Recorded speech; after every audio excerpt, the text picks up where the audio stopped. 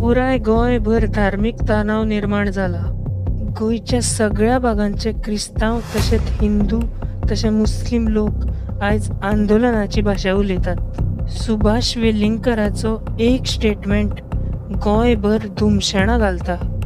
गोंयकारांक आवडटा शांती, पूण आतां सगळें वातावरण गरम जाल्लें आसा।